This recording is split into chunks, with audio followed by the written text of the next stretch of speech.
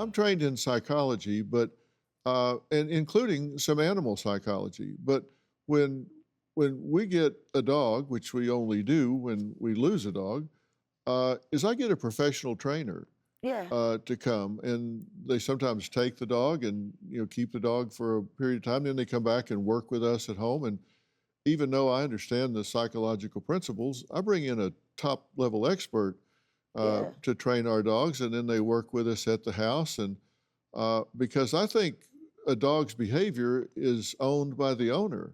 Yeah. I think it's of course. very important that the owner take responsibility for their dog. Oh, I do. And I wish they would have charged me instead of him.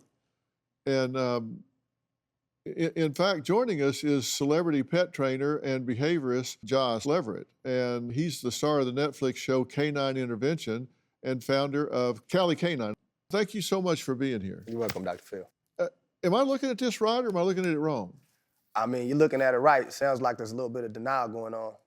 We definitely have to be responsible for our animals. Yes. And if anybody who's at a house for 15 minutes is not a stranger. Right. So, I definitely think that there was some warning signs. Like she said, she got kind of pushed at with her arm. That was an initial little warning shot. And then, to get in, and there's just no way that kind of damage can be done. And it's just a paper towel type of situation, like you said. It was behind me. So, I had to turn. It is my fault, but I don't know how I could have stopped. I could have changed things. I mean, it had never happened before. That was the first time ever. And I was tripped out too. But it is my fault because I guess I should have I don't know how I could have changed that situation. It's not your fault because it wasn't your intent, but it is your responsibility because the dog is your responsibility, just like Yes. our dogs are our responsibility. And that's why we spend time getting them trained and then working with the trainers. And, they're still not perfect.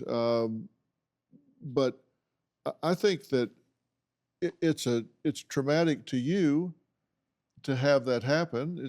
It's not like you sick the dog on her. That's not what we're saying. No. It's traumatic to you for it to happen, but it's kind of an additional insult to have it trivialized and denied, as opposed to saying, look, hey, it happened. I hate that, and I'm sorry. And that's what I'm saying. But it doesn't sound like No, I really am. I really am. I really am. I hate that it happened. Have you said that to her? Yeah, she knows that. How would I know that? I mean, Teri, we talked. I mean, I have messages you wrote.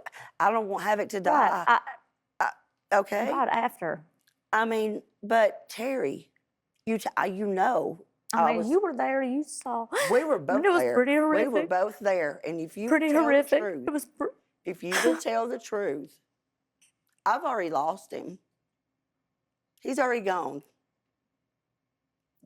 Why would you keep pushing? I mean, It is a law. It's a law. only in Alabama. Okay, there's two sides to that law.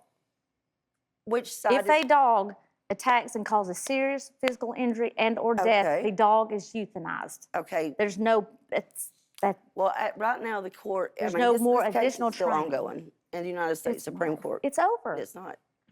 Look, you lost your dog, and that's painful. It's and, awful. And I lost my mom 2 days later. And I'm sorry for I'm sorry for your loss with your mom. Of course, I am, and I'm sorry that you lost your dog. Yeah, me too.